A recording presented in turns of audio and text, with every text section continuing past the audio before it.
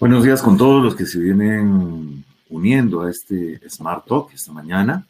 Agradecerles por estar con nosotros presentes.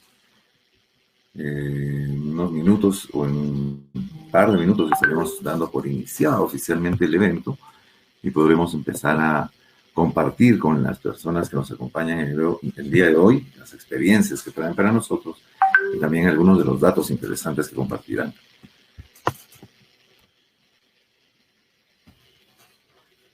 Agradezco que nos puedan ir saludando de los diferentes sitios que se van conectando, comentándonos de qué lado se conectan, de qué partes.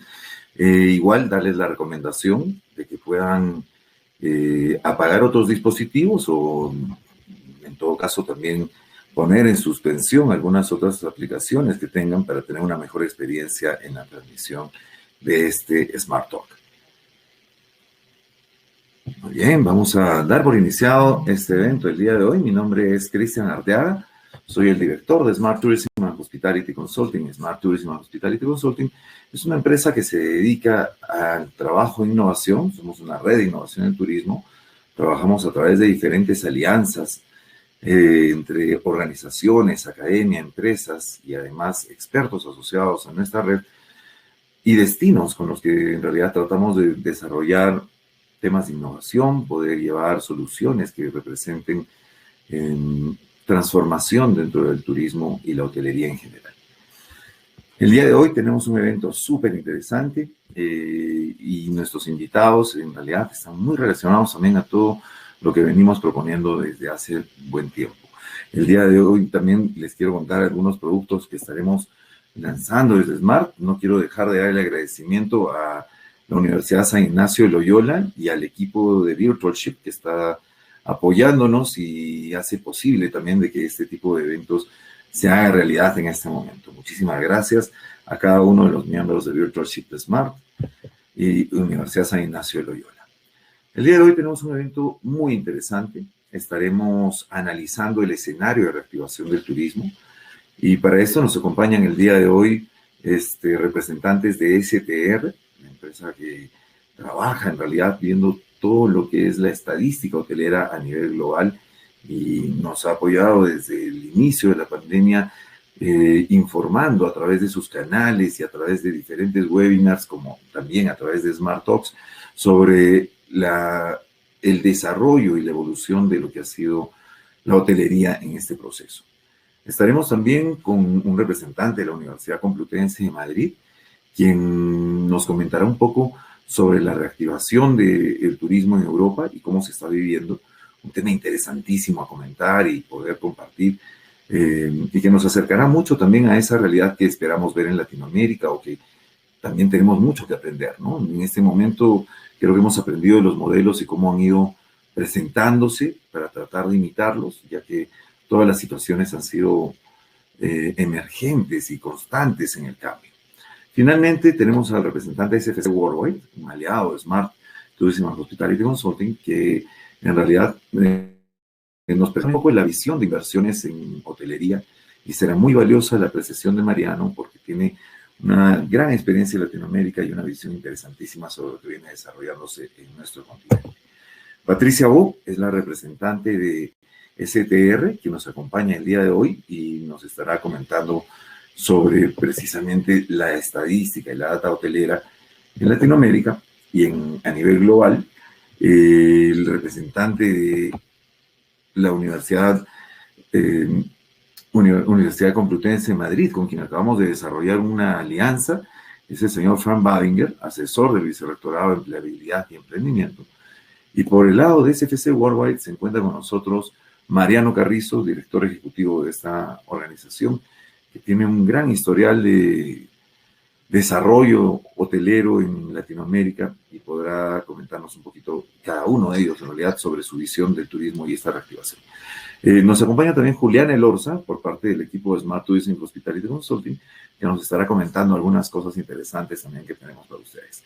Quiero dar la bienvenida ahora sí a cada uno de nuestros invitados, invitarlos a que puedan prender sus cámaras y unirse a esta sala virtual en la que nos encontramos para empezar esta charla y el diálogo del día de hoy. Muchísimas gracias, Patricia, Frank, Mariano, bienvenidos por estar con nosotros el día de hoy con nosotros. Juliana, bienvenida. Bueno, gracias, Cristian. Un gusto compartir este panel con ustedes y bueno, bienvenidos. Muchas gracias. Vamos a empezar este día de hoy dándole la palabra a Patricia, que siempre tiene información muy interesante para compartir con nosotros sobre lo que es la evolución del turismo en Latinoamérica, y la data que puede compartir además es valiosísima porque es tomada en cuenta por las principales organizaciones que están midiendo el cronómetro y minuto a minuto cómo se va desarrollando esta reactivación del turismo. Pati, muchísimas gracias nuevamente por estar con nosotros y bienvenida. Creo que tenemos muchas ganas de saber la data que tienes para compartir con nosotros. Gracias, Cristian. Es siempre un placer estar con ustedes y acompañarles con los Smart Talks. Pues voy a compartir pantalla. ¿Comparto de una o...? Sí, adelante, por favor. Gracias. Bueno. A ver si me pueden confirmar si ven la pantalla.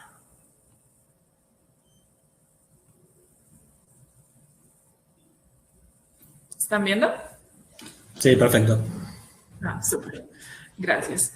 Bueno, yo quería traer la pregunta de si se puede ya hablar de recuperación o no. Me gustaría, pues, dar un pantallazo a cómo está la hotelería global y regional y ver si realmente estamos en ese camino a la recuperación que tanto deseamos todos. Entonces, bueno, para comenzar, a mí siempre me gusta empezar viendo a nivel global cómo está la ocupación. Creo que es el mejor indicador de demanda. Y como podemos ver, algunas de las regiones ya están superando el 50% de ocupación. Aquí quiero hacer una aclaración, y es que cuando hablamos de ocupación desde STR tenemos dos formas de calcularla. Por un lado, lo que llamamos ocupación estándar, que es lo que ven en las bolitas más grandes y más oscuras, que se basa en los hoteles de nuestra muestra que están abiertos. Y la otra metodología, que es la de las bolitas más pequeñas, lo que hacemos es incluir la oferta que está cerrada. Entonces, siempre que haya hoteles cerrados, vamos a ver diferencias entre estos dos tipos de metodología o de ocupaciones. Aquí creo que lo que cabe destacar es, pues, cómo la diferencia se aprecia mucho más en aquellas regiones donde todavía los niveles de ocupación están en torno o por debajo del 30%, como pueden ver. Aquí destacando, pues, Sudáfrica, tanto Centro como Sudamérica, incluso Europa. Y esas diferencias que les comentaba son mucho más significativas realmente. Desde que comenzó la pandemia hemos mirado muy de cerca a China, ¿no? Siempre lo hemos seguido para ver un poco si nos iba indicando el camino de lo que podíamos esperar. Lamentablemente, para la mayoría de las regiones, excluyendo, pues, Estados Unidos, que nunca llegó a caer a los niveles que hemos visto en el resto del mundo, sí que ese periodo pandémico ha sido más prolongado todo a lo largo del 2020 y ya incluso continúa en el 2021. Entonces, no es tan comparativo China ya como lo veíamos en un principio. Aquí creo que lo que quería destacar principalmente es, si nos fijamos en la línea naranja, que es Europa, cómo volvemos a ver ese pico, esa subida en los niveles de ocupación cuando empieza a llegar el verano, en el mes de junio, ya con la llegada del verano, que es muy similar a lo que se veía en el 2020, que es el otro pico que vemos como a mitad de la gráfica. No sé si llegan a ver mi puntero. Y esto lo que hace es que Sudamérica vuelva a posicionarse en el mes de junio a la cola en cuanto a niveles de ocupación comparado con otras regiones. Cuando hablamos de Europa, y entiendo que Frank va a hablar más de la recuperación en Europa, así que no me extiendo aquí, simplemente quería destacar las diferencias que hemos visto cuando excluimos al Reino Unido de estas comparativas, y cómo se aprecia un pico muy alto desde el mes de mayo, especialmente junio, en este país, tanto en ocupación como en tarifa promedio. Un poco para explicarles, que voy a mostrar otras gráficas similares. Aquí lo que estamos haciendo es indexar los niveles de ocupación y de tarifa promedio con los del 2019. Cuando hablemos de recuperación, o cuando yo hable de recuperación hotelera, voy a estar refiriéndome a qué tan cerca o lejos están de los niveles del 2019 como referencia, que sería esa línea del 100. Entonces, es interesante ver cómo las ocupaciones todavía se encuentran entre un 80 y un 70% de los niveles prepandémicos, mientras que la tarifa promedio nunca cayó tanto y ahora mismo se encuentra en torno al 80%, es decir, le queda todavía ese 20% por recorrer. Si nos vamos a Estados Unidos, y aquí ya en términos de RevPAR, que serían los ingresos por habitación disponible, otra métrica muy utilizada a nivel hotelero, indexado nuevamente al 2019, lo que nos llama la atención es que llevamos pues 3 semanas consecutivas en lo que sería esa fase de recuperación, ya superando esa línea del 90%. Es decir, ya hemos recorrido, en Estados Unidos han recorrido el 90% del camino hacia los niveles prepandémicos del 2019. Y esta recuperación ha sido principalmente liderada por el segmento transient o transitorio, que es básicamente todo aquello que se excluye de lo que serían grupos y contratos como tal, ¿no? Vemos que en el fin de semana, si nos fijamos en el viernes y en el sábado, y casi el jueves también, pero bueno, en estos 2 días se han superado los niveles del 2019.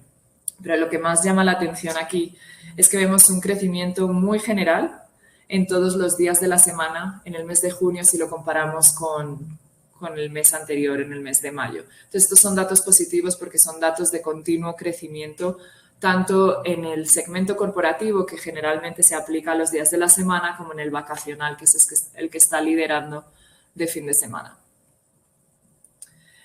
Pero si comparamos el transitorio con los grupos y vamos a ver cómo el segmento de grupos es el que se espera el último en esta recuperación, es muy positivo ver en el caso de Estados Unidos cómo este segmento de grupos está creciendo. Vemos crecimiento en junio con respecto a mayo y en algunos días de la semana, como es el martes, el miércoles, prácticamente ese crecimiento ha doblado, con lo cual nuevamente vemos una aceleración en ese proceso de recuperación para Estados Unidos.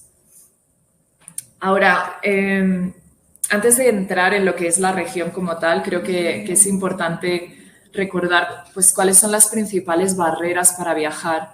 Esta es una encuesta que hicimos y básicamente la pregunta era cómo COVID ha influenciado la hora de decidir viajar y reservar. Y como pueden ver, las 2 principales razones son restricciones y el miedo a cuarentena, ¿no? Nadie quiere verse con la sorpresa de que le ha reservado un viaje y le toca hacer cuarentena 1 o 2 semanas. Entonces, estos son sin duda los principales motivos. Y volviendo a las restricciones, creo que es muy representativo y se aprecia muy claramente en nuestra región cuando vemos países que han tenido restricciones muy estrictas, como es el caso de Argentina, con fronteras cerradas, etcétera, y cómo se ha posicionado durante prácticamente todo el periodo pues a la baja o a la cola de la recuperación, o comparándolo con los otros países.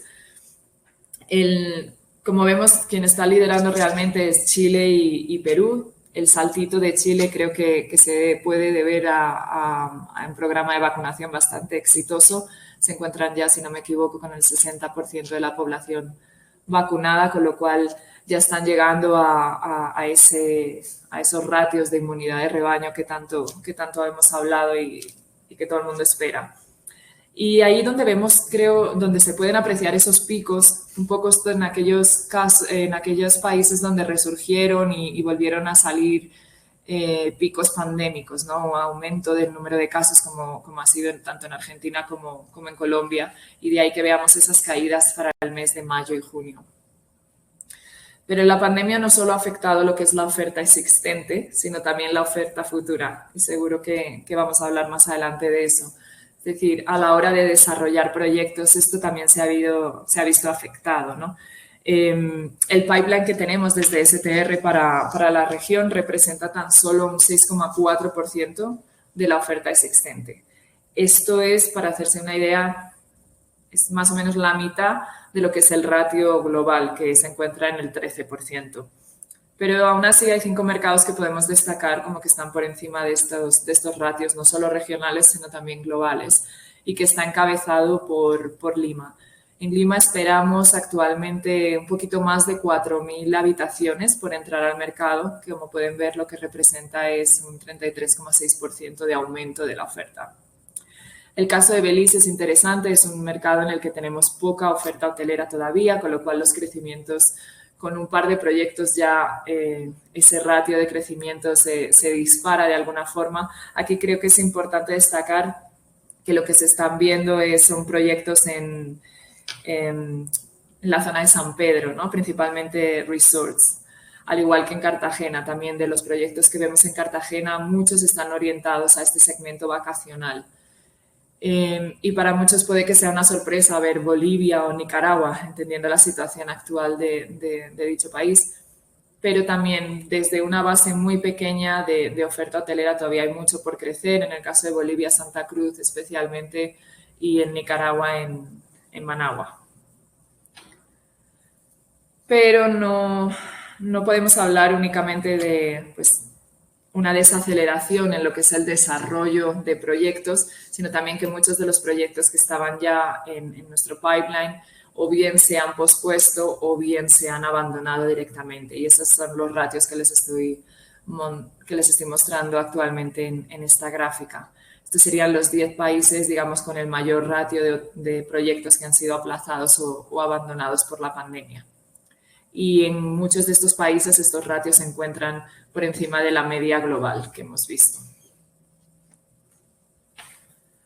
Entonces, ¿qué se necesita para que los hoteles vuelvan a funcionar como de costumbre? Me gustaría tener una receta mágica para darlas, pero realmente no la tengo. Lo que sí que hemos visto y estamos apreciando en general es que, bueno, el primer paso obviamente es que los hoteles reabran. Hemos visto un 70-80% de la hotelería cerrando sus puertas en algunos países, inclusive aquí en la región. Todavía países como Panamá continúa con un alto número de hoteles cerrados. Entonces, el primer paso es que los hoteles vuelvan a abrir para poder atraer esa demanda doméstica, que es la que estamos viendo que resurge como primer factor de demanda, ¿no? El segundo es muy claro, que las fronteras se puedan abrir. Si lo miramos desde el punto de vista tal vez americano, pues eso puede ayudar a aquellos viajes cortos, como pueden ser, hemos visto mucho de Estados Unidos para algunas islas del Caribe o para México, por ejemplo, pero también a nivel interregional. Países como Chile, que están dependientes de Brasil, Argentina, al tener las fronteras cerradas, pues estaba limitando toda esa demanda interregional de la que está acostumbrado.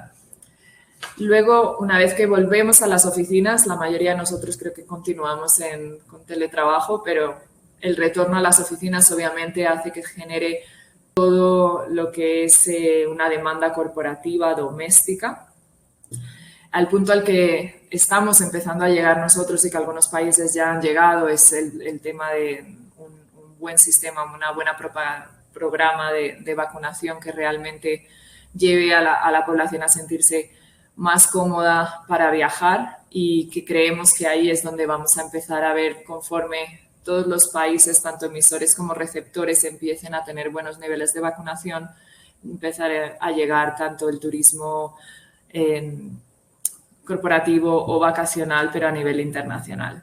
Y finalmente, creo que la recuperación económica es la que más va a demorar, y ahí es donde empezaremos a ver cómo vuelve el segmento de grupos que ha sido, como decía al principio, tan afectado, ¿no? Y que continúa siendo tan afectado. Entonces, la esperanza es que despegue nuevamente una vez que ya empiece a haber una recuperación económica.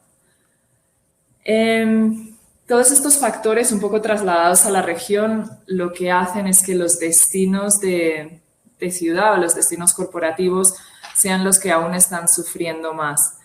Y si volvemos a los índices, ¿no? a los índices con respecto al 2019, para ver qué tan lejos o cerca estamos, lo que podemos ver es que para las principales ciudades capitales, y bueno, ahí metí Sao Paulo también como ejemplo corporativo muy relevante, podemos ver que estas ciudades están todavía entre un 30 y un 50% de los niveles del 2019. con la excepción de Buenos Aires, que sin duda pues está siendo la ciudad más perjudicada dentro de la región, o por lo menos dentro de todas las ciudades que estamos analizando dentro de la región, que todavía está con un 10%, es decir, todavía le queda el 90% del camino por recorrer en términos de ocupación, que es lo que estamos viendo actualmente.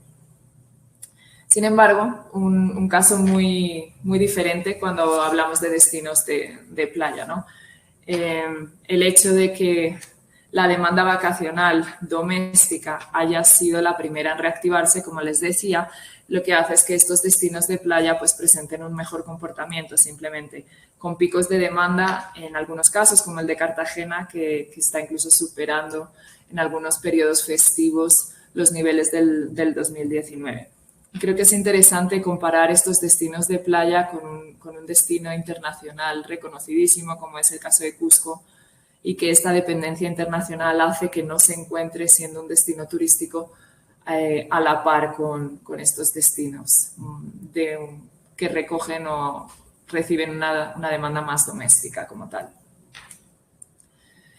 Y no he hablado todavía de tarifa promedio, pero si usamos a Colombia como ejemplo para lo que es la tarifa promedio, ADR, podemos ver que en general la tarifa nunca cayó, al igual que les mostraba en el Reino Unido y en Europa, nunca cayó tanto como la demanda, como los niveles de ocupación, como es de esperar, y que realmente se encuentra a un 20% de los niveles prepandémicos, con la excepción de Santa Marta. Muy claramente aquí se aprecia cómo superó aquellos niveles prepandémicos. Es interesante porque es un mercado pues extremadamente vacacional, en el caso de Colombia es muy doméstico y que nos indica que el precio no es tanto el motivo o la restricción, la barrera para viajar. Y si volvemos a la encuesta que les mostraba al principio, yo creo que se refleja muy bien cómo la preocupación por la tarifa, como les digo, no es tanto como las penalidades por el hecho de tener que pagar por cancelaciones, cuando se les cancela un viaje, o simplemente todos los desafíos que hay para conseguir un reembolso una vez que se ha hecho un viaje y hay que cancelarlo por motivos de cuarentenas, etc. Entonces, esto es interesante y es algo que lo podemos reflejar muy bien si miramos los datos de reservas a futuro o el pick-up de las reservas. Aquí en este caso estamos usando Bogotá, que es uno de los mercados que trabajamos con esta información, y vemos cómo la ventana de reservas es muy corta. Si esto lo comparamos con años anteriores, normalmente las reservas, especialmente destinos como Bogotá, que es muy corporativo, muy de eventos, pues son a largo plazo. Ahora la media es de 7 días. Y esto es, una vez más, un indicativo de el miedo que tiene a las cancelaciones, ¿no? Y creo que demuestra la importancia para los hoteles de cómo entender y gestionar este pick-up a la hora de atraer demanda y atraer clientes. Y bueno, volviendo al tema de la recuperación, yo creo que es interesante ver cómo van avanzando y cómo realmente los países donde la vacunación y las restricciones se han levantado, que ha ido avanzando, pero la realidad es que todavía no estamos a los niveles pues, que nos gustaría. Creo que en el último mes países como Chile, Uruguay, Ecuador estaba ayer en las noticias como el primer país en cuanto al número de dosis administradas por cada 100 habitantes, creo que era. O sea, realmente Colombia es otro ejemplo donde en el último mes hemos visto un aumento muy significativo de vacunados. Entonces, todo esto está generando mayor confianza pues, para la gente poder viajar y para la industria volver a poder hablar de recuperación y volver a los niveles que todos estamos esperando. Y con esto era todo lo que les traía por hoy, Cristian. Muchas gracias. Poderosísima, como siempre, la información, Patti. Muy interesante el análisis que han hecho sobre el tema de recuperación y todos estos puntos de vista sobre cómo estas barreras y limitantes que también puedan estar impidiendo al viajero tomar una decisión de salir de sus destinos ahora, ¿no? vemos todavía como el tema de las cancelaciones y todo lo tedioso que puede ser un refund puede ser una limitante a que pueda seguir un viajero. Esta es una de las soluciones que podría ofrecer, por ejemplo, el blockchain en turismo, ¿no? En poder trabajar de una manera más fiable también todos estos temas.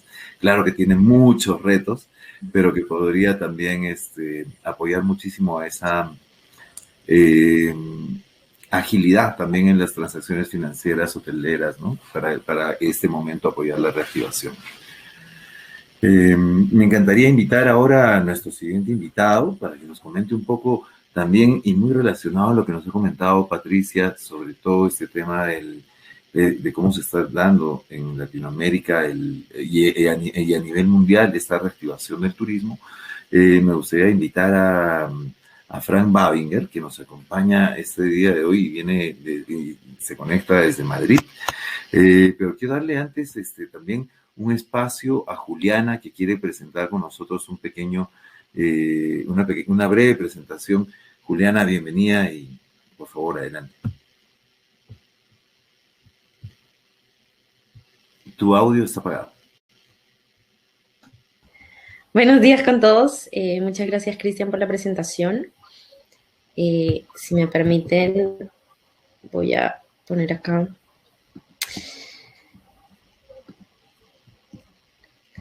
Correcto. Bueno, sabemos que la coyuntura actual cambió las reglas del juego.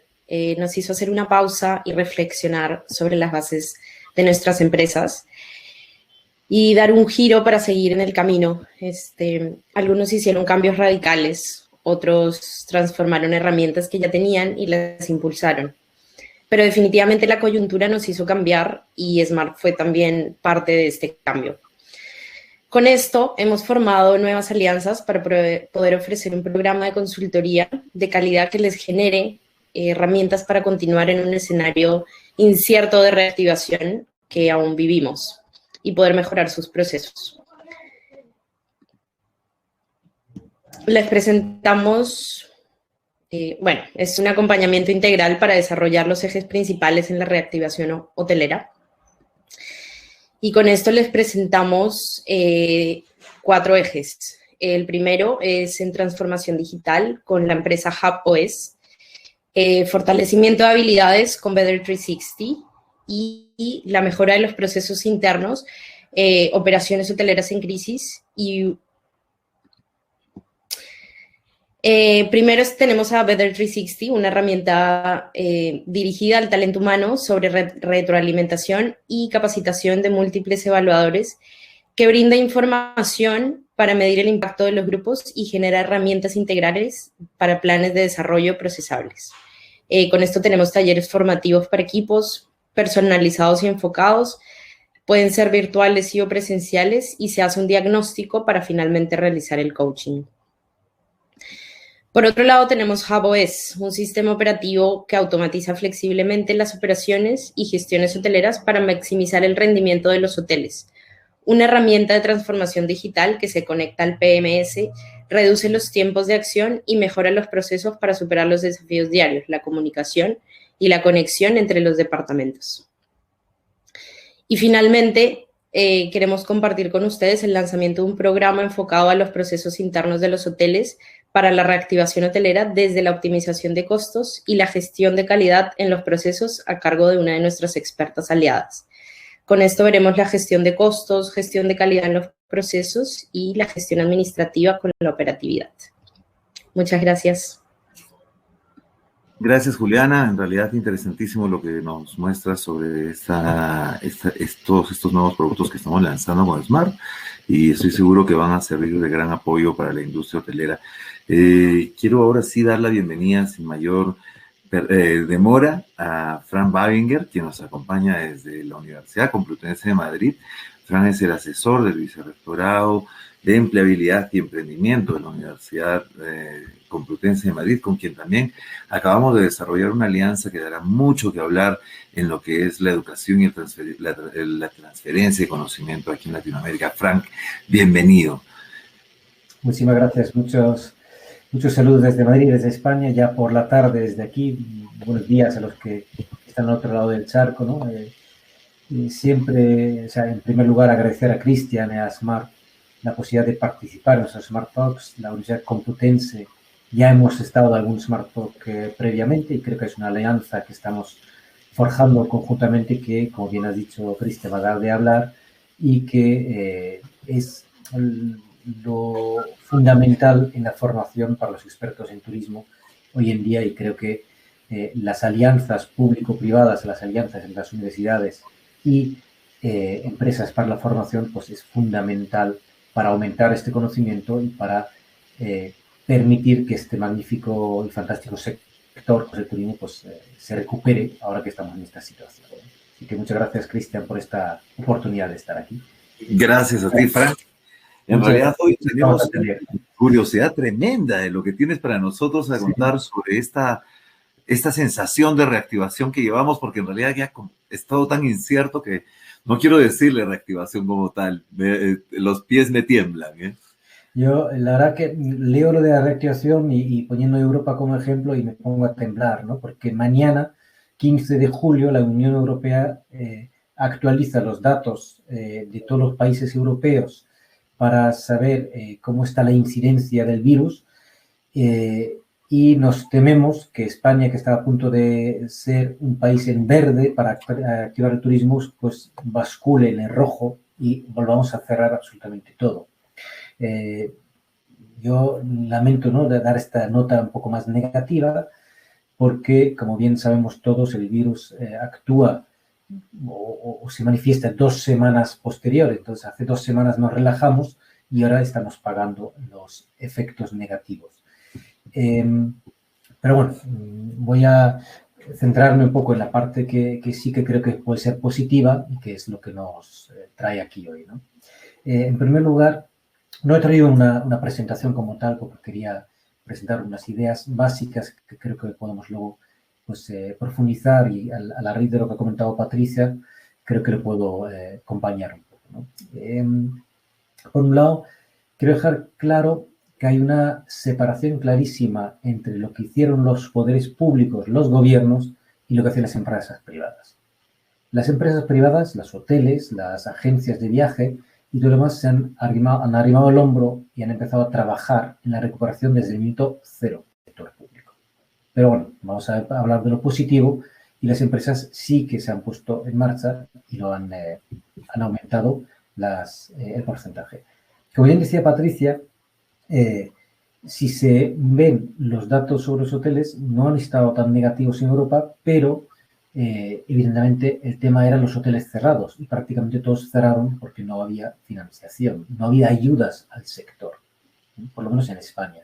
En algunos países ha habido ayudas al sector, pero no ha sido el caso, por ejemplo, en España, en el que no ha habido ayudas. Por lo tanto, muchos hoteles han tenido que cerrar e incluso muchos se han vendido, se han mantenido la gestión, pero la propiedad hotelera ha pasado a otras manos, para simplemente tener dinero en la caja para hacer frente a los gastos que eran necesarios, ¿no? Esto, a la larga, evidentemente, va a dar que hablar. Estamos todavía en una fase de supervivencia. ¿Por qué? Porque todos aquellos hoteles que han sido vendidos a fondos de inversión o otras empresas, pues evidentemente la gestión va a cambiar en el futuro. Creo que es un tema muy importante, que no sé si en Latinoamérica ha pasado lo mismo, ahora nos lo podrá decir seguramente Patricia y lo demás, pero creo que es un tema muy importante porque, desde luego, en España no se habla del tema, pero va a salir. Yo he sido durante muchos años el coordinador del máster en Dirección y Gestión de Empresas Hoteleras de la Universidad Complutense, en la que tengo muy buenos contactos con los hoteleros y todos dicen lo mismo, que ahora mismo están sobreviviendo todos, mejor o peor, pero que temen el futuro casi cercano cuando pues, la gestión de las edificaciones, de las propiedades, va a cambiar, ¿no? Es un cambio de modelo muy importante que de momento no se ha tenido en cuenta. La recuperación que tenemos es evidente, el tema también lo ha dicho Patricia, es la vacunación, ¿no? Los datos de vacunación en Europa son relativamente buenos. Hoy mismo España está superando datos de otros países como Alemania, Francia, en la vacunación, que está avanzando de una forma muy rápida, y en los gráficos La mejor barrera que tenemos en Europa a los viajes son las restricciones de los gobiernos y el temor a una cuarentena o a las PCRs y demás que tenemos, ¿no? En cuanto hay un pasaporte COVID, que lo estamos implementando en Europa desde hace exactamente 7 días, pues sí nos va a permitir una mayor flexibilidad en el viaje. Todos los países europeos estamos sometidos a la Unión Europea en lo que es la compra y la distribución de las vacunas. No hay una compra por países, sino hay una compra centralizada por parte de la Unión Europea que ha favorecido también un pasaporte COVID que va a permitir, que existe ya, que va a permitir que cualquier miembro de la Unión Europea pueda moverse libremente en la Unión Europea una vez que esté vacunado. Esto nos permite, pues, esta flexibilidad en el viaje tan necesaria y que era la mayor limitación. Se han visto lo que comentó Patricia, las mayores limitaciones eran precisamente las restricciones de los gobiernos y una posible cuarentena. Pues este pasaporte COVID pues nos permite en Europa movernos de forma libre y además unificada. Saben que en cada país tiene su sistema de seguridad social y por lo tanto no están conectados, pero este pasaporte europeo sí que permite estos movimientos, ¿no? Y creo que el sector lo que estamos esperando es que se ponga en marcha este movimiento libre. Tengo que comentar 2 cosas de lo que hemos visto antes con el tema de Europa, lo que presentaba Patricia también, que es aparte el Reino Unido, UK, como serían las imágenes. Como saben, desde el Brexit, Reino Unido ya no es miembro de la Unión Europea y se ha desconectado un poco. Pero es la tabla de salvación del turismo en prácticamente todos los países europeos, porque la mayor parte de los turistas que recibimos son británicos. Por lo tanto, necesitamos, como agua de mayo, como se suele decir aquí, que los británicos vuelvan a viajar y no tengan restricciones a su vuelta. Gracias o afortunadamente, el día 19 de julio, dentro de 5 días, se van a levantar las restricciones en el Reino Unido y, por lo tanto, vamos a poder, está la expectativa, que los británicos vuelvan a viajar y, por lo tanto, pues esta recuperación que bien decías, Cristian, pues que vamos a verla de la mano de los británicos. Es verdad que la situación pandémica es peor en el Reino Unido, los datos son mucho peores, gracias o debido a Delta, que todos conocemos ya. Los datos son mucho peores, pero la idea es que los vacunados británicos puedan de nuevo venir a Europa y, por lo tanto, asegurarnos la actividad y la temporada turística veraniega que empieza ya. Otro tema que es muy importante que tengo que señalar, que me han comentado mis compañeros hoteleros, y es que las cifras que a veces son positivos actualmente encierran una cierta falacia estadística. Me explico. Como bien comentábamos antes, lo decías tú también, lo repetías tú, Cristian, es el temor a los reembolsos, ¿no? El refund, que las personas temen temen reservar porque temen que no puedan recuperar su dinero en caso de no poder viajar. Pues en nuestro caso, prácticamente todos los hoteles permiten la cancelación gratis, sin ninguna penalización. ¿Qué supone esto? Me lo han explicado los hoteleros, cosa que yo no desconocía, lo digo abiertamente, es que hay personas que reservan en varios hoteles a la vez. Reservan en varios hoteles hasta el último momento para ver qué oferta les corresponde, les conviene mejor y a muy poco tiempo, muy pocos días antes de irse de vacaciones, cancelan los otros 2 o 3. Por lo tanto, hay datos que yo comentaba con los hoteleros, que yo veía muy positivo y me dijeron, no te engañes, nosotros sabemos que 1/3 o más de 1/3 son reservas ficticias, no son reales. Se van a caer en el momento que se acerca la fecha. Lo que evidentemente pone en peligro todo el sistema de todo, ¿no? El sistema de precios, que evidentemente los precios se han entendido se han mantenido, han bajado un poco, pero se han mantenido porque los hoteleros no querían bajar, pero evidentemente un hotel que espera un 80% de ocupación tiene más personal contratado que uno que espera un 40%. Y este personal contratado pues sobra de un momento a otro. Por lo tanto, seguimos en una incertidumbre constante que no nos permite avanzar como nos gustaría. Entonces, yo entiendo este miedo al reembolso y la solución de dar cancelación gratis prácticamente, pues sinceramente se está mostrando como algo negativo para el sector. No lo esperábamos para nada y se ha demostrado ser pues un arma de doble filo que al final nos perjudica, ¿no?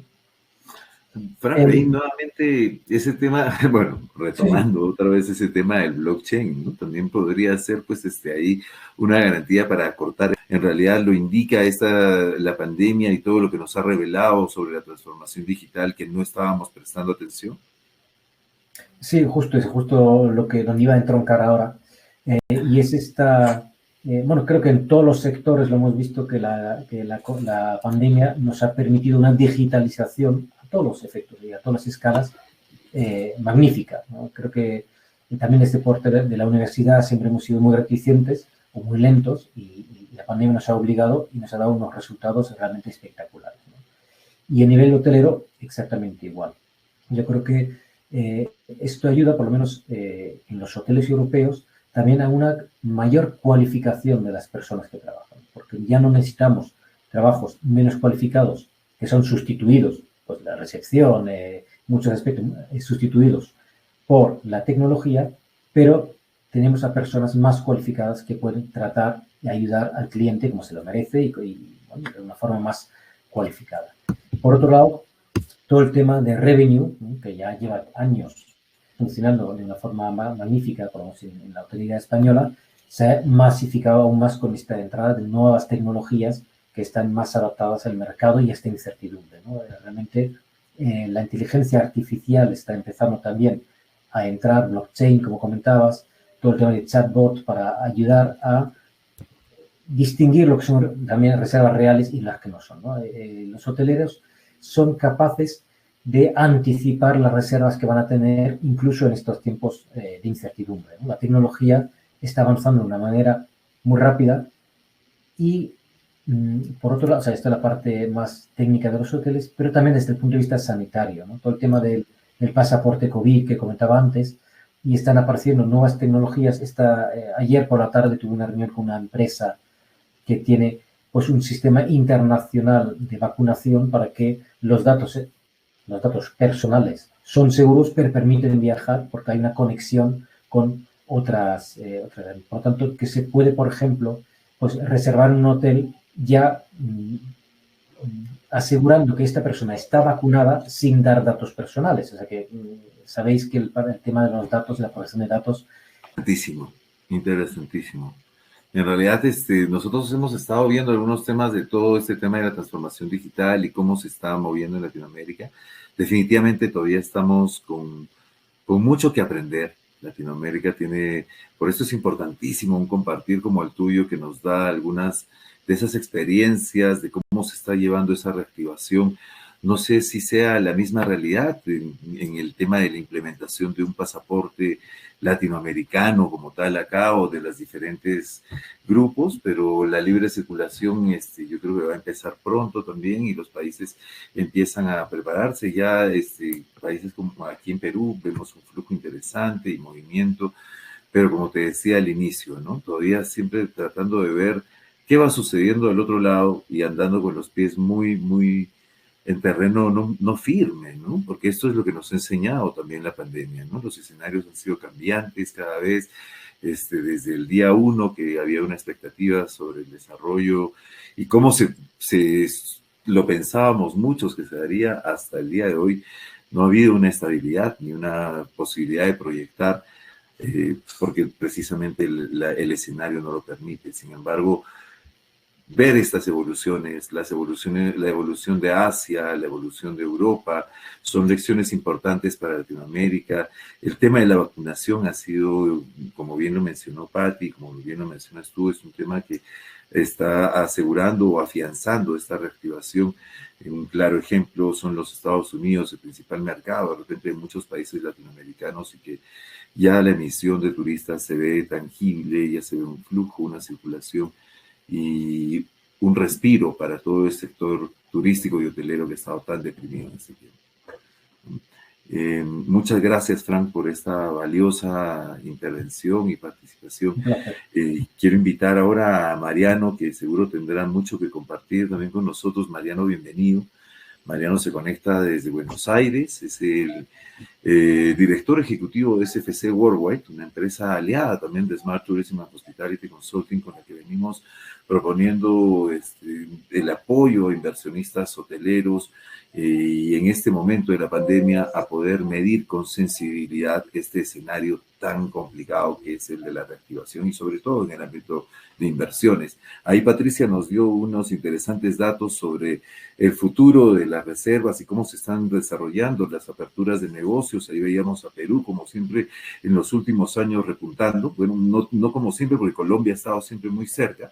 Sin embargo, ahora no, lo vimos un poco ausente en esta tabla que nos mostraba Patricia, nos mostraba a un Belice activándose en temas de inversión, a una continuidad de inversiones que imagino que eran planes en desarrollo allá en Bolivia, en Nicaragua. ¿Cuál es tu visión, Mariano, sobre todos estos temas? ¿Cómo estás viendo tú la reactivación, sobre todo desde este ámbito de la inversión hotelera?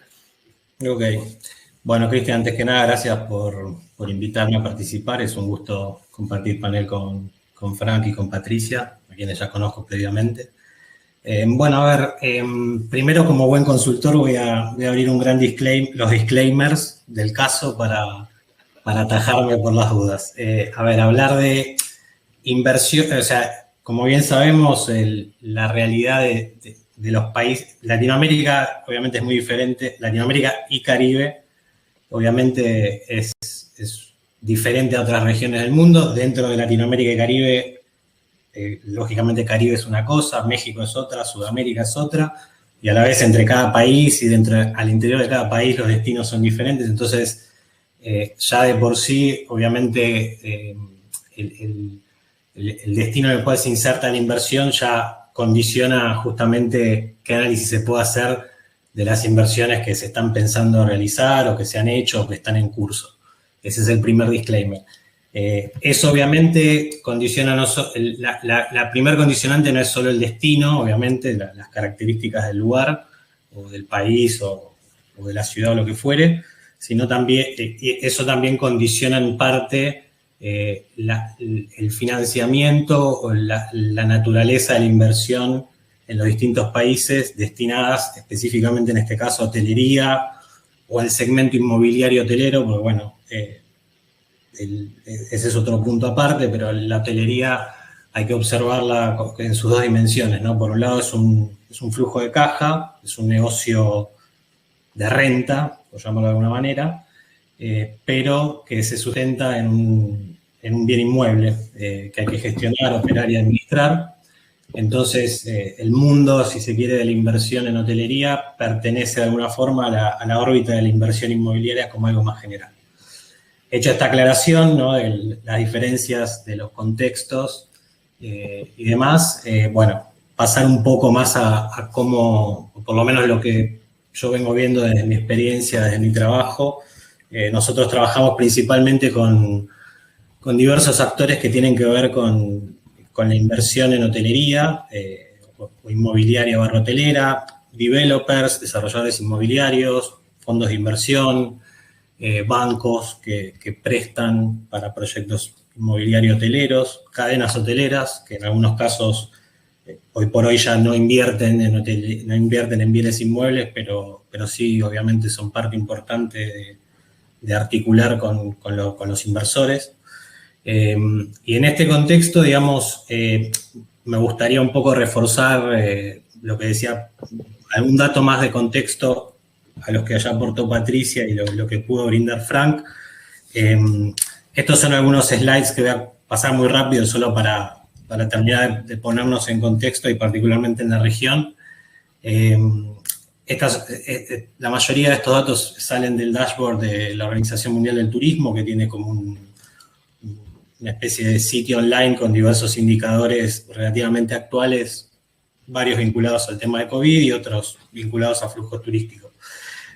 Un poco como marcaba Frank y también Patricia, dependiendo de la región, todavía un tercer disclaimer que agregaría sería, no sé si hablar de reactivación, particularmente en nuestra región. Creo que es un momento de mucha incertidumbre, que viene desde hace 1 año y medio, y creo que para lo que es el universo de los diversos tipos de inversores que actúan en el rubro hotelero, que pueden ser, como te decía, fondos, inversores institucionales, fondos inmobiliarios, los bancos, desarrolladores inmobiliarios, todos están calibrando justamente cómo convivir, creo yo, con la incertidumbre. Ese sería un primer título. Un tema de obviamente la palabra incertidumbre a lo que es los inversores no les gusta mucho, es algo que no les gusta, con lo cual no es muy grato lidiar, y generalmente esa incertidumbre se traduce en algún punto adicional en la tasa de descuento para evaluar una inversión. Entonces, la palabra incertidumbre no es agradable, pero lamentablemente creo yo, una primera conclusión es que por lo menos en el mediano plazo llegó para quedarse, y los inversores están teniendo que aprender un poco a calibrar esa incertidumbre y ese riesgo de este contexto de incertidumbre general que se traduce en todo esto que venimos hablando desde que empezamos la charla, ¿no? Lo contaba Frank recién, de que esto que parece que hay reservas, pero en realidad es una misma persona haciendo 3 reservas. O sea, en todo este contexto de incertidumbre general, más las incertidumbres propias de nuestra región y nuestros países, los inversores tienen que aprender un poco a calibrar, o están aprendiendo a calibrar eso, a medirlo, y justamente un desafío es muy importante en las inversiones, y más de este tipo que son de largo aliento, es el timing, ¿no? O sea, es momento de invertir ahora, de evaluar un proyecto ahora, de esperar, de evaluar ahora y concretarlo más adelante. Hay muchas oportunidades también, porque muchos activos hoteleros, o hoteles que ya están en funcionamiento o que estaban en funcionamiento hasta antes de la pandemia, están muy maltrechos desde el punto de vista financiero, y entonces hay mucho movimiento de potenciales compradores y vendedores, porque obviamente hay muy buenas oportunidades a muy buenos precios, considerando los activos. Entonces, primer factor, yo creo que es los inversores están tratando de aprender a convivir con la incertidumbre que inclusive antes de la pandemia, antes de 2020, en nuestra región ya veníamos con algunas turbulencias de distinta índole dependiendo del país, ¿no? Inestabilidad política, inestabilidad económica, en algunos casos, dinámicas propias del mercado, como puede ser el caso de Lima, que mostraba recién Patricia, fue el mercado estrella hace varios años, digamos, con el desarrollo de nuevos hoteles, y hoy, ni hablar ahora, post pandemia, con un stock grande de habitaciones en desarrollo y recientemente abiertas que el mercado va a tener que absorber. Entonces, el primer factor que, digamos, yo creo que hay que reforzar es que los inversores, el universo de los inversores, están aprendiendo a convivir o a asimilar la incertidumbre de todo esto que se transmite en estos slides, ¿no? Acá vemos las restricciones de viaje, que este es un chart que hace la Organización Mundial de Turismo con combinación de diferentes factores, como restricciones de entrada, restricciones de vuelos. Esto, por ejemplo, es el nivel de restricción de entrada a los países, si hay intermedio o no. Todavía vemos que en varios países de nuestra región todavía hay restricciones. Estas son las restricciones de vuelo, bueno, que también depende del país, hay mayor o menores restricciones. Pero lo que voy es todo esto en el marco de hace 1 año y medio, ¿no? que empezó la pandemia más o menos, y con todas estas noticias diarias de que si se abre, se cierra, las variantes y demás. Entonces, primer factor que creo que hay que destacar es la incertidumbre. Todos calibran, pasa a ser, me parece, no asimilar que que la pandemia va a estar para siempre, o que va a afectar para siempre el negocio del turismo y la hotelería, nadie tiene esa expectativa, pero sí tal vez a convivir con algún grado de incertidumbre que esta pandemia trajo en grandes dosis durante este tiempo. No por la pandemia, porque la pandemia por ahí se superará en X tiempo, pero sí a convivir con la incertidumbre general, como ya te decía, porque también, incluso ante la pandemia, por diversas cuestiones, las inversiones tenían que exponerse a cierto grado de incertidumbre de mercado, de política, de tecnológicas, porque también, hablando antes de la pandemia, sobre todo en el rubro hotelero, fenómenos como Airbnb u otro tipo de herramientas comerciales también vinieron a complicar un poco el panorama, digamos. Por eso decía, la OMS, esta es una proyección que hizo en marzo acerca de cómo volvería el nivel 2019 de lo que es el turismo a nivel mundial. Yo creo que estamos más cerca de la curva de debajo, donde todavía la recuperación no va a llegar, y más en nuestra región. Nosotros todavía, más allá de excepciones, estamos todavía atravesando la segunda ola, en particular el caso de Argentina, algunos otros países. Entonces, yo creo que la recuperación va a llevar todavía un poco más de tiempo. De vuelta, depende mucho de los países. Todo esto es importante también tenerlo en cuenta porque los inversores, si bien en el caso de la hotelería, como cualquier inversión inmobiliaria, miran el largo plazo o el mediano largo plazo, muchas veces se ven influenciados por el corto, ¿no? Por el inmediato. Es imposible no tampoco verse afectado por el corto plazo o el día a día, más allá de que se evalúen inversiones de largo aliento. Por citar un ejemplo, Tulum en México hoy en día es como una especie de mini meca de inversiones o de proyectos de alto nivel de lujo, porque es un destino que ya estaba de moda antes de la pandemia y que inclusive el año pasado, después de que se levantaron las restricciones en México, recibió muchos turistas, mucho influjo porque México estaba, digamos, bastante abierto y en Estados Unidos empezó a aflojar el tema de los vuelos, entonces como que Tulum fue una especie de oasis y hoy en día si uno ve y busca un poco en internet o demás, yo tuve la particularidad de ver un proyecto ahí, hay un montón de proyectos hoteleros con un perfil muy particular, pero en Tulum un poco también influenciado por las características del destino en el largo plazo, pero también por el corto plazo, por esta, digamos, oasis que representó en este contexto. Y así sucede, a la inversa se puede ver en otros destinos, como hablábamos antes. Por ahí Lima es un mercado que estaba, digamos, en boga hace no mucho tiempo, y hoy post pandemia y por la oferta que ya se desarrolló y todavía está en desarrollo, y habrá que ver qué pasa con la ampliación del aeropuerto en Lima y demás. Uno dice, bueno, es un mercado que por ahí todos estos factores de coyuntura también pasan a ponderarlo un poco de más negativamente, ¿no? Entonces, el corto plazo afecta también a la visión que puedan tener los inversores, ya sea cualquiera sus características. Obviamente no es la misma la perspectiva de un fondo inmobiliario, de un Fibra en México, que el de un desarrollador inmobiliario en Argentina que esté estructurando un hotel mediante el formato de condotel. O sea, claramente son distintas estrategias, distintos tiempos, y que se ven afectadas por todo este contexto, pero aún así todo, digamos, el corto plazo impacta en todos, de manera igual, más allá de la naturaleza que tengan diferentes los inversores. Bueno, acá hay algunos datos más de contexto que me parece que no agregan mucho más de lo que ya, digamos, lo que ya habían comentado Patricia y Frank.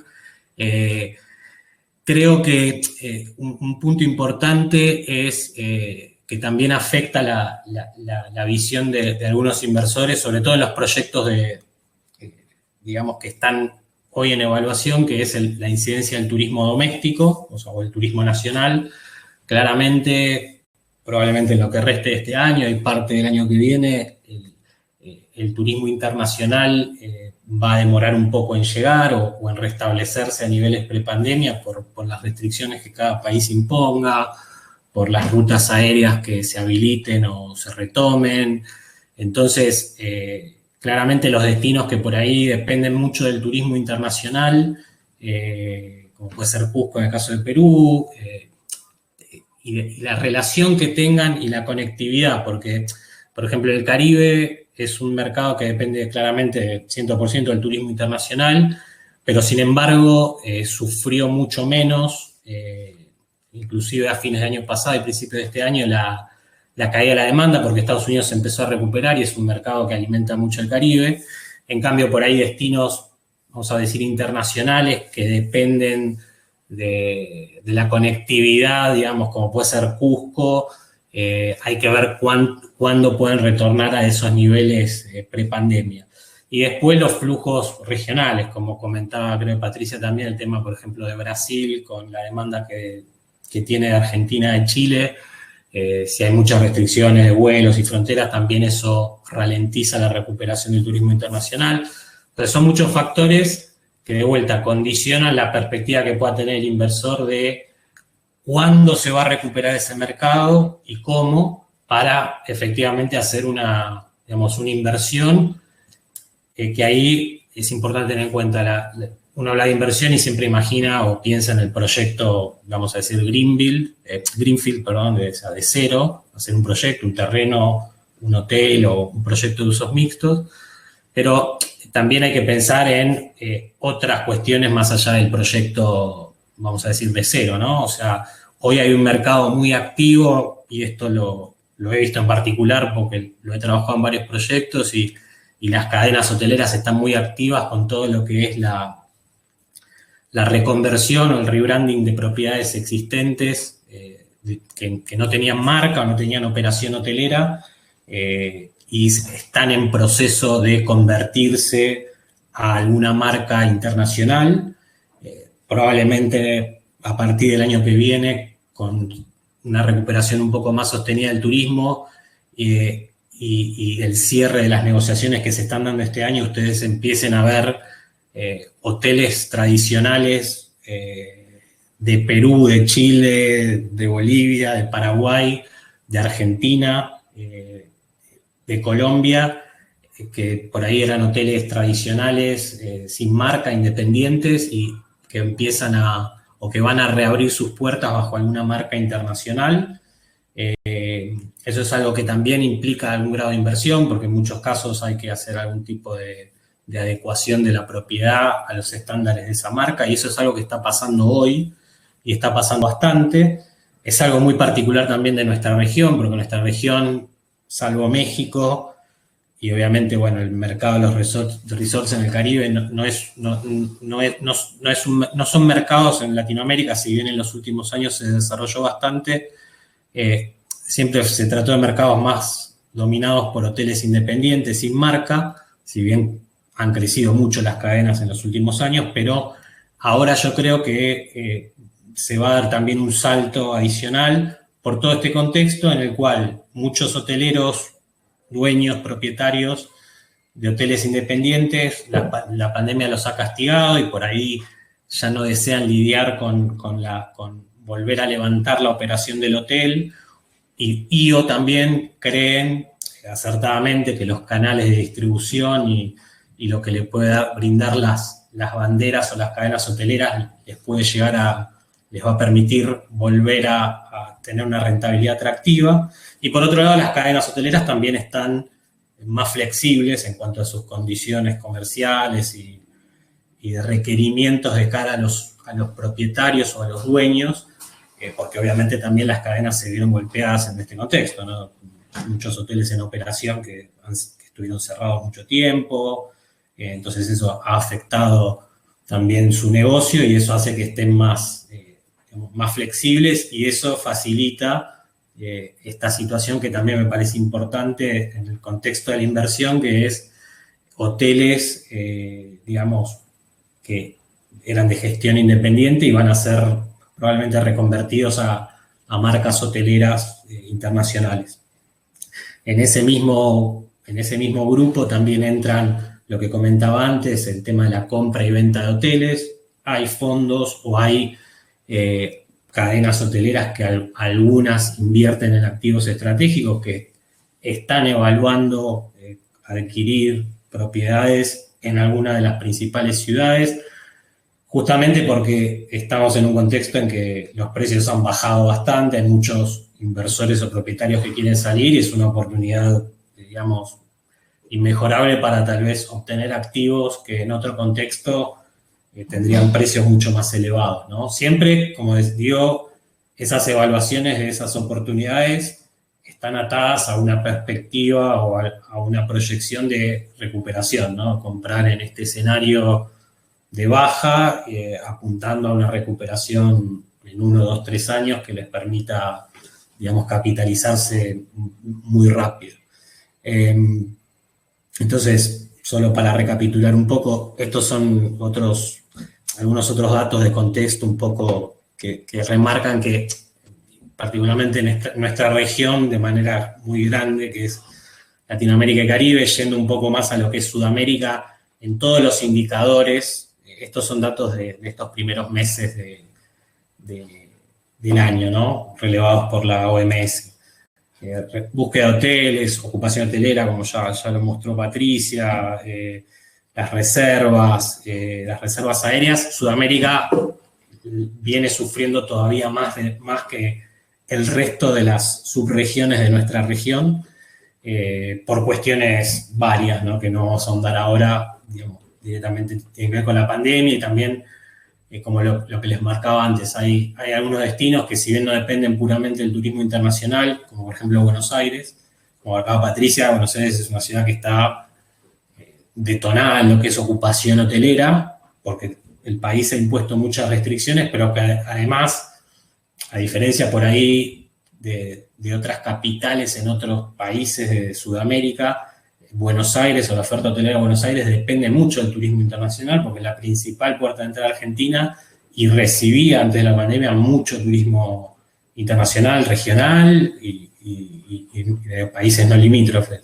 Y claramente, entre, vamos a decir, prácticamente el cierre de la frontera y obviamente nulo aporte del segmento de negocios, está, digamos, muy golpeado. Cosa que por ahí no le ha pasado a otras capitales que con algo de demanda interna y menos restricciones han recuperado un poco.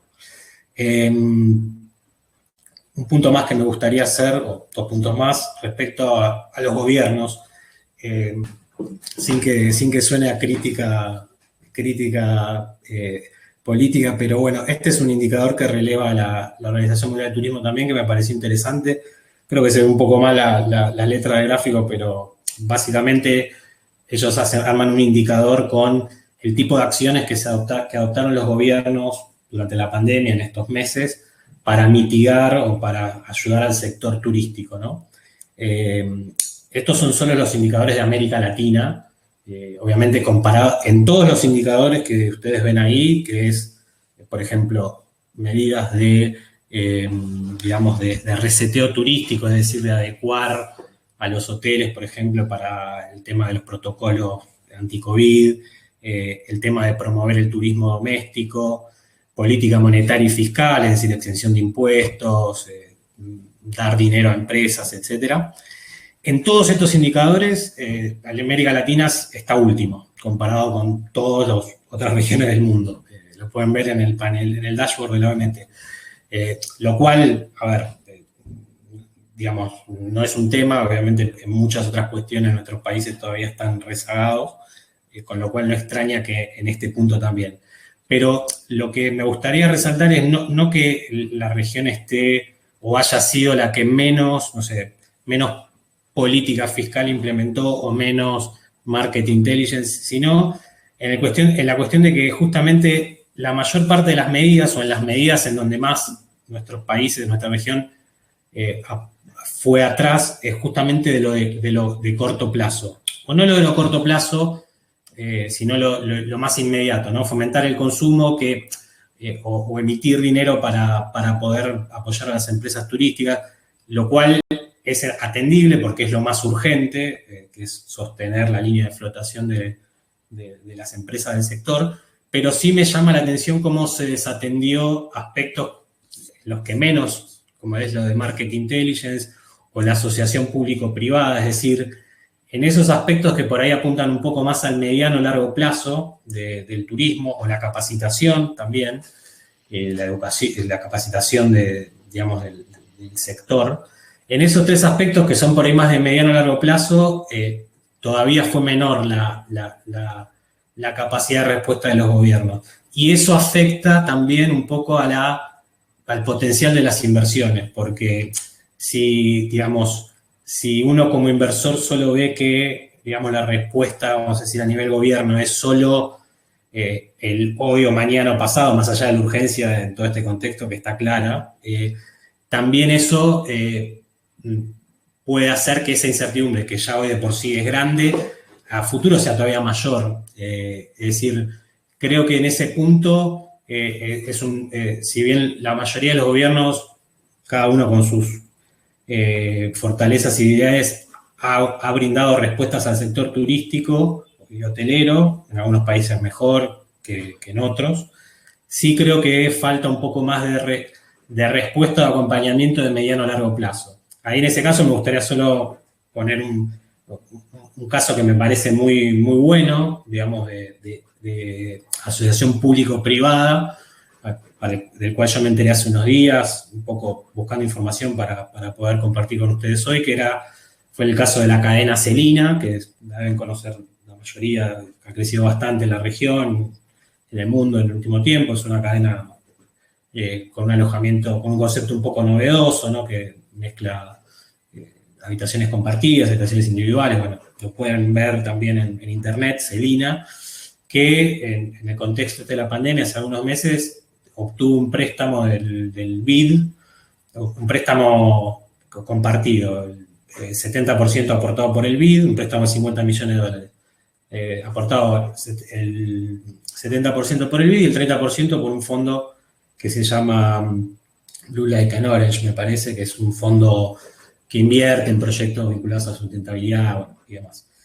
A lo que voy con este caso es un caso, probablemente uno de los pocos a nivel regional, en donde tanto el sector privado como el público se articularon para brindarle financiamiento a una cadena que tiene sus atributos, sus factores positivos, pero no con el sentido del corto plazo para gastos corrientes o para sostenerse en actividad, sino un préstamo para que continúe con su plan de expansión más allá de la pandemia y, digamos, refuerce un poco su capacidad operativa. Es un caso muy interesante que los invito a que lo busquen, digamos, de cómo, aún en el contexto de la pandemia, sector privado y público se ponen de acuerdo y apoyan en este caso, una cadena hotelera o de alojamiento que creció mucho en la región y que tiene un concepto interesante. Un último punto que quisiera hacer es respecto a si digamos, más allá de esta pintura un poco desordenada y que traté de enfocar en el tema de la incertidumbre para lo que son las inversiones, cómo se ve el panorama para en breve o en los próximos meses o en el corto plazo. Hay un punto central que es, el mundo está líquido, vuelve a estar líquido como estuvo en la crisis de 2009-2008 o mucho más, porque, digamos, todos los gobiernos justamente han salido al rescate de todos los sectores económicos por la pandemia. Entonces, si bien ahora en los últimos meses empezó a retraer un poco esa liquidez, porque obviamente los gobiernos han entendido que han tomado una política monetaria muy agresiva el año pasado para contener lo que fue la crisis inmediata del COVID, pero esa liquidez todavía va a tener un aliento en el corto o mediano plazo, y esa liquidez muchas veces se traduce en capacidad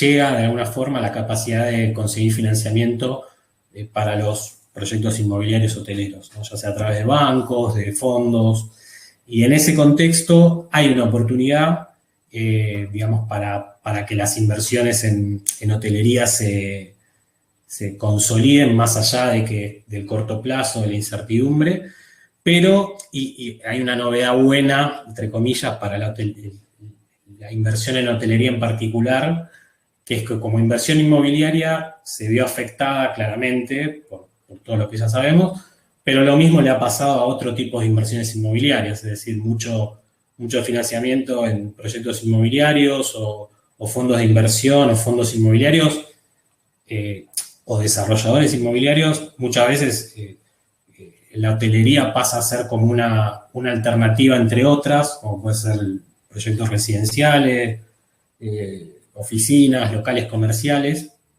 que tienen distintas características, pero, digamos, no dejan de ser productos inmobiliarios. Lo bueno, les decía, es un poco consuelo de tontos, es decir, que todos los, salvo residencial si se quiere, los otros productos inmobiliarios se vieron afectados en este contexto, por lo que ya sabemos, porque la gente no fue a trabajar a la oficina, porque muchos locales comerciales han cerrado. Entonces, la caída no fue solo para el sector hotelero como activo de inversión inmobiliaria, sino para todos. Y en ese contexto, la hotelería conserva esa atracción que tiene, que es que puede brindar tasa de capitalización más alta que una oficina, que un local comercial. Obviamente que tiene un riesgo implícito más alto, porque hay que operarlo, hay que vender las room nights, y es diferente a arrendar una oficina. Pero esa capacidad de generar tasas más atractivas la sigue conservando, aún en pandemia, obviamente siempre atado a cómo se recupere el mercado en el mediano plazo. Y una última cuestión es respecto al origen de la inversión, que algo que me parece importante destacar es, a veces hay una fantasía como de la inversión extranjera en hotelería. Una fantasía me refiero a como que hay una imagen de que toda la inversión en los grandes hoteles en todos los países, o la mayoría, tienen alguna o pueden tener un origen internacional. Esto es verdad en parte en algunos mercados, sobre todo en el Caribe, donde muchos grandes resorts son propiedad de fondos que son dueños o son dueños y operan como Playa Resorts o lo que fuere.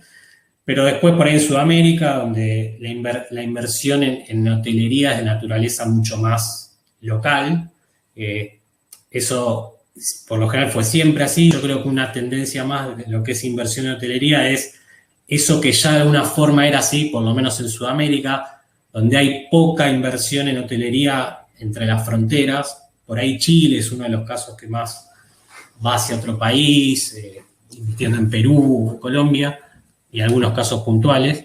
Eso se va a reforzar, o sea, la inversión va a continuar como antes de la pandemia, siendo principalmente local o de capital local, más allá de algunos casos, y eso por ahí se va a acentuar en el corto plazo, porque lógicamente con este contexto de incertidumbre, invertir en otro país y en una operación que tiene un riesgo más alto como la hotelería, no va a ser algo que motive mucho a atravesar fronteras.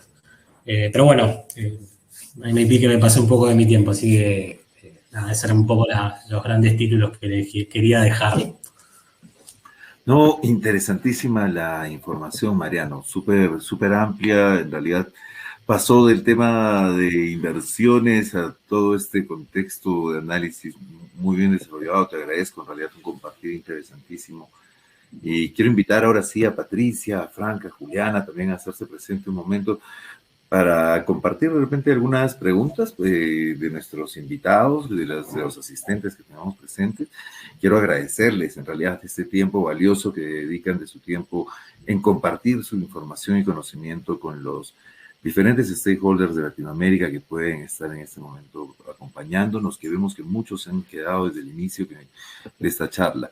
Tengo una pregunta directa para Patricia, referente a los mercados centroamericanos. Nos dice, ¿cuáles son los mercados que más están generando a países en Centroamérica? Y creo que va relacionado también a la segunda pregunta, que dice, ¿A qué se debe que en Centroamérica bajaran las reservas drásticamente en un mes? Mencionan ahí, no sé si se refiere al último periodo, pero ahí son un par de preguntas que nos presenta Paola Brenes, muy referenciadas a su región, entiendo. Hola, Cristian. No sé si entendí la primera pregunta, la verdad. Si me la Me puedes... imagino cuál es el mercado que más se está activando Centroamérica. Por ejemplo, nos mencionabas en un momento de que, por ejemplo, Cusco venía medio deprimido aún ante mercados de sol y playa, que creo que esa es la tendencia en Centroamérica, ¿no? Sí, pues en Centroamérica, primero que todo, no tenemos tanta información, o la información no es tan robusta como en otros mercados de Sudamérica, como para aclarar eso. Dentro de lo que tenemos y hemos analizado, Costa Rica, especialmente la parte de Guanacaste, es la que ha tenido los mejores resultados hasta ahora, nuevamente promovido por un turismo doméstico interno regional, que ha sido el principal driver, ¿no? de toda la recuperación de demanda.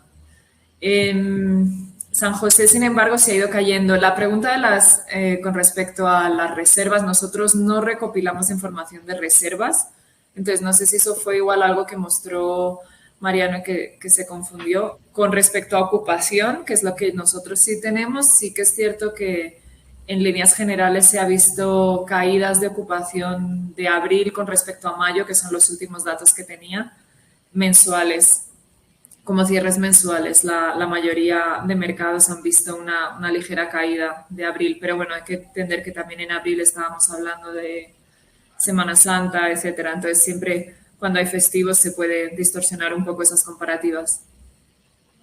Correcto, muchísimas gracias, Pati. Creo que aborda en gran forma toda esta pregunta. Y tenemos una pregunta también para Frank. Nos comenta Jessica, ¿cómo consideras o si consideras factible que se desarrolle la idea de un pasaporte a nivel de Latinoamérica, como de repente lo está sucediendo allá en Europa? Antes ahí Marcelo de Brasil nos decía también, ¿no?, que de repente ahora se tendrá que implementar, así como tenemos la tarjeta de fiebre amarilla para viajar, una tarjeta del COVID, que se relaciona mucho al tema del pasaporte, pero es interesante ese concepto porque el pasaporte además, como mencionaste en tu misma exposición, tiene un montón de data y temas que están relacionados al tránsito de viajeros que deben ser tanto protegidos y que en algunos casos también pueden ser utilizados por los destinos como monetarizables, ¿no? Entonces, ahí te dejo a explicarnos un poco, comentarnos un poco esta visión. Sí, perfecto. Me parece una pregunta interesantísima. A ver, todo lo que es transfronterizo, como bien sabéis, es tremendamente complicado. Si es complicado dentro de la Unión Europea conseguir que haya un pasaporte único, que se consiguió, pero después de año y medio, imagino que en la TAM es bastante complicado que entre gobiernos, muchas veces no afines, consigan ponerse de acuerdo con un pasaporte único. Lo veo muy complicado. Nosotros también tenemos un problema, es una realidad que, claro, no se pueden compartir datos, evidentemente, como bien has dicho tú, Cristian, pero la Unión Europea, por ejemplo, solamente deja entrar personas que estén vacunadas con las vacunas homologadas por la Agencia Europea de Medicamentos. Por lo tanto, una persona que viene vacunada, por ejemplo, con los Sinovac y todos la rusa, las diversas chinas, pues no tiene permiso de entrar en Europa. Pero es un dato que realmente no tiene por qué ser público. O sea, yo me puedo vacunar y a nadie tiene que saber que yo me voy a vacunar con la Pfizer, la Moderna, la AstraZeneca, la Janssen, la Sinovac. Lo hacemos entre amigos, todos compartimos y todos lo sabemos, pero realmente nadie tiene por qué saberlo. Es un dato privado, ¿no? Entonces, es muy complicado. Ahora bien, la situación es muy sencilla. Por mucho dato protegido que hay, si yo quiero viajar, tengo que mostrar que estoy vacunado. Por lo tanto, todo lo que es la protección de datos y la privacidad desaparece de facto porque una empresa privada me puede decir, usted no se sube al avión. Es un problema no resuelto, porque realmente una empresa privada no puede pedirte si estás vacunado de lo que sea. Oye, ¿está usted vacunado de la gripe? Pues no es asunto suyo. O sea, realmente no tiene derecho a preguntar esto. Los datos del pasaporte no están protegidos, lo que decías tú, Cristian. Las empresas pueden y países pueden monetarizarlos y pueden utilizarlos para venderlos. Por eso digo, el interés de la empresa con la que hablé ayer, que nos lo ofreció la universidad, que tiene este sistema protegido para precisamente, pues, puede decirte, oye, estoy vacunado, puedo viajar, pero toda la información que hay detrás no se transmite y no puede ser vendida ni utilizada. Para contestar concretamente, digo, es complicado que se consiga un pasaporte internacional si ya es complicado tenerlo dentro de la Unión Europea, que supone que somos todos amigos y forma parte de una única unión, ¿no? Muchas gracias, Frank. En realidad, interesantísimo el punto de vista porque, como bien mencionas, es difícil homologar, y sobre todo con tantas diferencias, ¿no? Latinoamérica somos, creo que, una de nuestras grandes riquezas es la diversidad, pero también una de nuestras más grandes debilidades, porque tenemos mucha separación a raíz de ellas. Pero veo muy cercano lo que de repente Marcelo observa de un carnet que pueda ser de repente como el del carnet de la fiebre amarilla, una realidad un poco más tangible, ¿no? Tenemos una pregunta para Mariano de la red de noticias Infotur de Latinoamérica y nos dicen, en tu experiencia, en todo caso, ¿qué crees que esperan los inversionistas por parte de los gobiernos en este momento? No, tendría que haber, a ver, previo a la pandemia hay o existían en algunos países fomento a la inversión, digamos, a la inversión, particularmente en hotelería. En Colombia es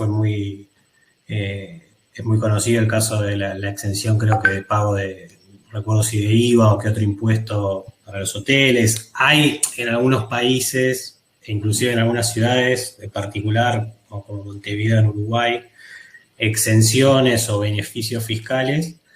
Creo que algo de eso den algún tipo de beneficio para lo que es el beneficio impositivo, para lo que es el mantenimiento y la renovación de los hoteles. Porque un tema que va a traer problemas en 1, 2 o 3 años, que justamente por el COVID y estos 2 años de malaria económica por cuestiones obvias, muchos hoteles van a postergar o han dejado de lado tareas de mantenimiento, de actualización, etcétera, porque obviamente la premisa era poder mantener las puertas abiertas, y eso a la larga puede traer problemas, digo, de que la oferta se envejezca, y en hotelería es muy importante conservar el nivel de los hoteles, sus instalaciones, por temas de seguridad, por temas de competitividad. Entonces creo que ese tipo de medidas en el corto o mediano plazo, es decir, incentivar a los hoteles que lograron o que logren atravesar esto a renovarse, a poder volver en la senda en la que estaban antes de la pandemia, sería bueno. Generalmente los gobiernos pueden hacer eso, no cobrar impuestos, básicamente, ¿no? Y si no, también líneas de crédito blandas, que también es bastante común, pero yo creo que hoy más que nada es eso, lo que pueden hacer los gobiernos para ayudar, o una de las cuestiones que podrían hacer. Gracias, Mariano. En realidad, interesantísimo todo el compartir de esta mañana.